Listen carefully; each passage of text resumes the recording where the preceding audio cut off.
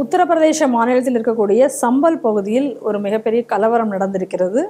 அங்கே இருக்கக்கூடிய ஒரு மசூதியை ஏஎஸ்ஐ சர்வே எடுக்க வேண்டும் என்று கோர்ட் உத்தரவிட்டிருந்தது. என்ன அப்படின்னு சொன்னால், ஏற்கனவே ஒரு வழக்கு நடந்து கொண்டிருக்கிறது. அந்த மசூதி என்பது ஒரு ஹிந்து கோவில் இடிக்கப்பட்டு அந்த கோவிலின் மேல்தான் இந்த மசூதி கட்டப்பட்டிருக்கிறது, அது பாபர் காலத்தில் இடிக்கப்பட்டது அப்படி என்று சொல்லி அதற்காக ஒரு வழக்கு நடந்து கொண்டிருக்கிறது. அந்த வழக்கில் ஏற்கனவே கோர்ட் ஏஎஸ்ஐயை சர்வே பண்ண சொல்லி உத்தரவும் இட்டிருந்தது. அதற்காக இன்றைக்கு காலையில் அந்த சர்வே எடுப்பதற்காக அந்த சர்வே டீம் அங்கே போன பொழுது அந்த மசூதியை சுற்றி காவல்துறையினரும் அங்கே போன உடனே அந்த மசூதியை சுற்றி சில முஸ்லிம்கள் கூடியிருக்கிறார்கள். அப்புறம் கொஞ்ச நேரத்திலேயே ஒரு ஆயிரக்கணக்கான பேர் அந்த பகுதியில் அங்கே கூடியிருக்கிறார்கள். அப்போ போலீஸ்காரர்களை உள்ளே விடாமல் அவர்கள் தடுத்திருக்கிறார்கள். இந்த நேரத்தில் அங்கிருந்து கல்கள் போலீஸார் மேலே எரியப்பட்டிருக்கின்றன. இந்த கல்லெறி சம்பவத்தில் பல போலீஸ்காரர்கள் காயமடைந்திருக்கிறார்கள். எஸ்பி உட்பட இதில் காயமடைந்திருக்கிறார்கள். அதற்கு பிறகு அவங்க கண்ணீர் புகை குண்டுகள்லாம் வீசி கூட்டத்தை கலைத்திருக்கிறார்கள். இதில் 3 பேர் இறந்தும் போயிருக்கிறார்கள். இதெல்லாம் பேப்பரில் என்ன ஓட்டினா, சர்வே எடுக்க போன இடத்தில் கல்லெறின்னா ஒரு விஷயம் நல்லா புரிஞ்சுக்கணும். இதுக்கு எப்படி ஹெட்லைன்ஸ் போடணும்னா, நீதிமன்ற தீர்ப்பை அமல்படுத்துவதற்கு எதிர்ப்பு தெரிவித்தவர்கள், அதை எல்லாரும் கன்வீனியன்ட்டாக அதை எடுத்துட்டான். அப்போ ஆர்எஸ் பாரதி சொல்கிற மாதிரி தானே ஊடகங்கள் இருக்குது இந்த நாட்டில். நல்லா எதை கவனிக்கணும்னா, ஒரு நீதிமன்றம் சொல்லுது சர்வே எடுக்கணும்னு. அப்போ நீதிமன்றம் தீர்ப்பு கொடுத்தால் அந்த தீர்ப்பை நாங்கள் கல் எறிஞ்சு, அதாவது நாங்கள் எங்களுக்குள்ள ஸ்ட்ரீட் பவரை காணிச்சு நீதிமன்ற தீர்ப்பை நாங்கள் அமல்படுத்த மாட்டோம். அப்போ இது என்ன, இது கான்ஸ்டிடியூஷனை நான் மதிக்க மாட்டேன், உன் சட்டம் எது வேணாலும் இருக்கட்டும், எனக்குள்ள அடக்குமுறை, நான் பண்ணக்கூடிய அராஜகத்துக்கு நீ மணிஞ்சு போ. இது இந்த கல்லெறியதுங்கக்கூடியது, இந்த கல்லெறிஞ்சு கொள்ளக்கூடிய இந்த அரபி பாலைவன நியாயத்தை வெவ்வேறு விதத்தில் இந்த நாட்டில் செயல்படுத்துவது என்பதை இவர்கள் முடிவு பண்ணியிருக்காங்க.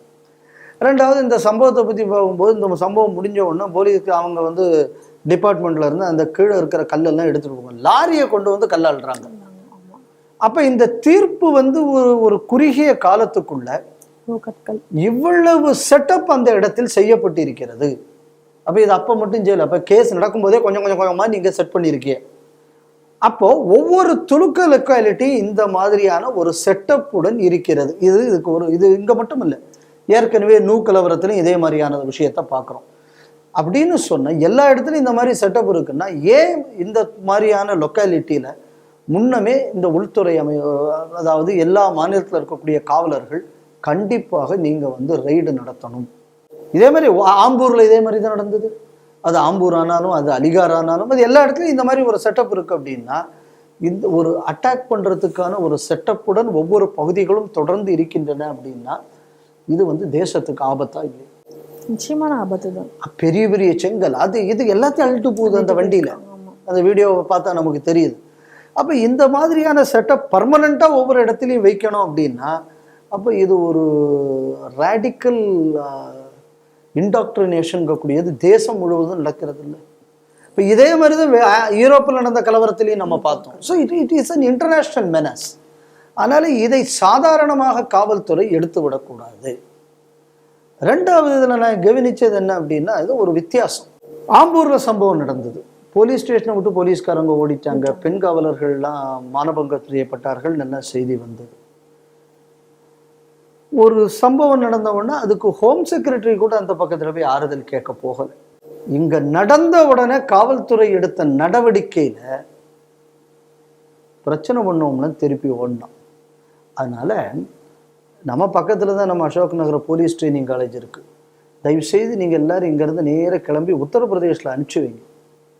ஒரு கலவரத்தை எப்படி ஹேண்டில் பண்ணணும்னு கத்துக்கிறதுன்னு அங்க போய் கத்துக்கணும். இதே மாதிரி இப்ப இடையில கூட ஜெயிலில் ஏதோ போலீஸ்காரங்க எல்லாம் கஞ்சா ஊத்தாங்கன்னு ஏதோ சஸ்பெண்ட் பண்ணி எல்லாம் பண்ணும். அங்க மதுரா ஜெயிலில் ஒரு செல்லு வச்சிருக்கானா, பெரிய பெரிய ஹீனியஸ் கிரைம் பண்றவங்க எல்லாம் அந்த ஜெயிலுக்கு தான் அனுப்புறாங்களாம். அதனால இங்கோட போலீஸ்காரங்க வண்டி ஏறி நேரம் மதுரா ஜெயிலில் போய் கொஞ்சம் பாருங்க. நம்ம ஊர்ல கூட ஒரு சம்பவம் நடந்தது.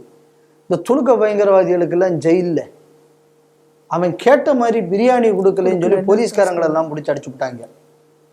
ரத்தம் வழியுது, ஃபோட்டோலாம் வேற பேப்பர்லாம் வந்தது.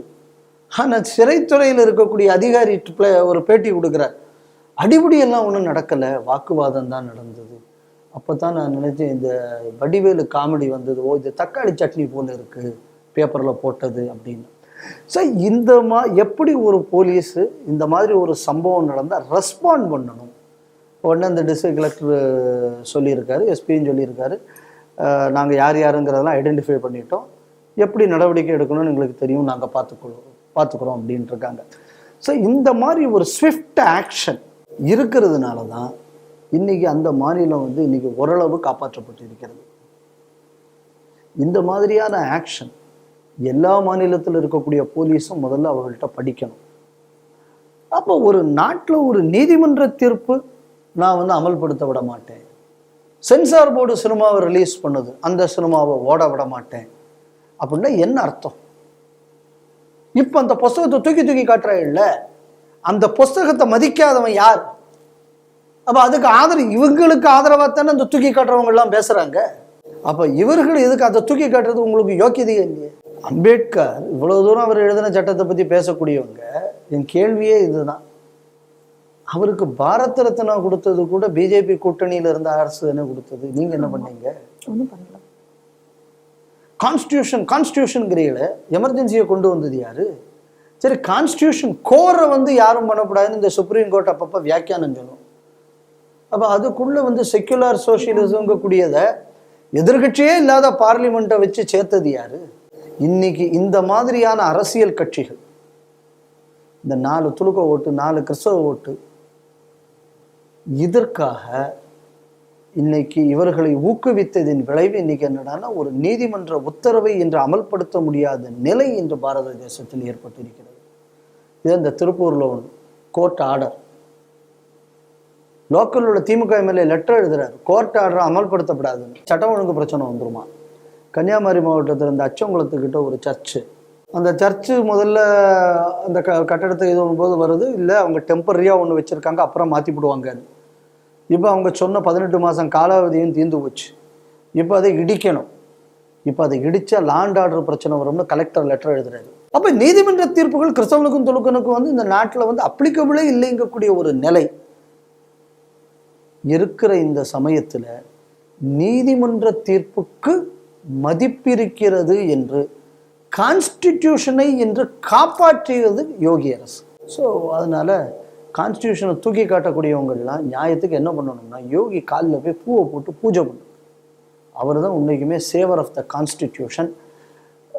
தொடர்ந்து அதற்கான நடவடிக்கை எடுப்பார்கள். இந்த மாதிரியான விஷயங்கள் மேலும் தொடராமல் அந்த அரசு பார்த்துக்கொள்ளும் என்று நம்புகிறேன்.